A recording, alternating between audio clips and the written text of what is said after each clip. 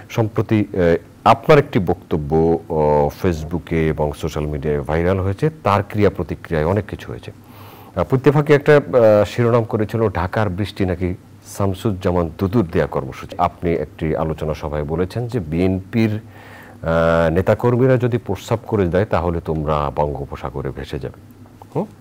যে দেয় এমন কোনো মন্তব্য করবে না যে মন্তব্যের দায়িত্ব নিতে পারবে না। তার প্রতিবাদে সার্জিস আলম, হাসনাত আবদুল্লাহর বন্ধু, তারা দুজন জুটি, সেখানে বলেছেন যে যদি দুদু ভাই 16 বছরে একটা গণপ্রস্রাব কর্মসূচি ডাক দিতেন তাহলে হয়তো ফ্যাসিবাদ চলে যেত।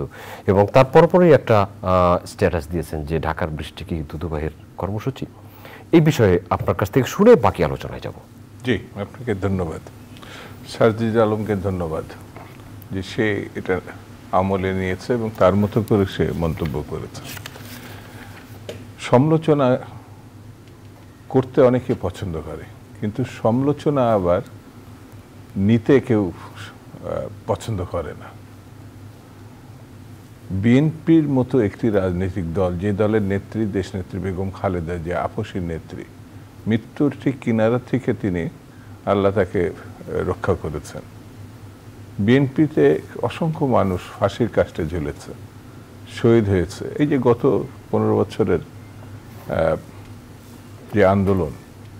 যে আন্দোলনের শেষ একটি মাস যারা আন্দোলন করেছে, যারা সফল হয়েছে, এদের বড় অংশটা এই 15 বছরের আন্দোলনকে, সেখানে বিএনপি এবং অন্যান্য রাজনৈতিক দল এই যে শেখ হাসিনা স্বৈরতন্ত্রের বিরুদ্ধে লাগাতার আন্দোলন করছে। আমাদের ইলিয়াস আলী থেকে শুরু করে অসংখ্য মানুষ গুম হয়েছে।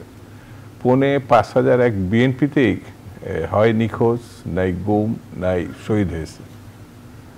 এমন একটা পার্টি সম্বন্ধে ঠাস করে যদি আমি বলে দিই, এটা আওয়ামী লীগের কাছ থেকে টাকা নিয়ে পরিচালিত হচ্ছে।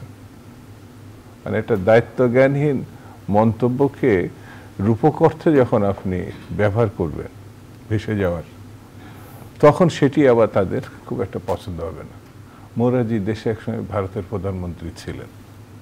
মোরারজি দেশের শারীরিক কিছু সমস্যা ছিল, তিনি নিয়মিত মূত্র পান করতেন ডাক্তারের সাজেশনে।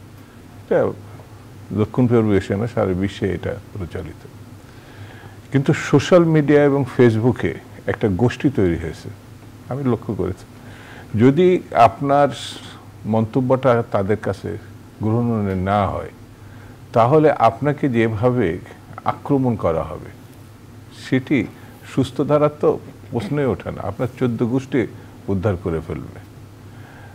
এর সঙ্গে একটি রাজনৈতিক দলের, যেটি বাংলাদেশের স্বাধীনতা, মুক্তিযুদ্ধ এগুলো সহজে নিতে পারেনি, তারা পাকিস্তানের পক্ষে ছিল বলে সবাই মনে করে, তারা এখনো পর্যন্ত জাতির কাছে ক্ষমা চায় নাই। তাদেরই পরিপুষ্ট দৃষ্টিভঙ্গি কিন্তু এই জায়গায়, অর্থাৎ আপনার প্রতিপক্ষকে, তারা ফ্যাসিস্ট শক্তিরই একটা অনুসারী ছিল। অর্থাৎ শুরুতে যারা গণহত্যাকারী আর শেষে গণহত্যাকারী, এরা এখন মিলেমিশে তাদের সমালোচনাকে আপনার সহজভাবে নিতে পারছে না।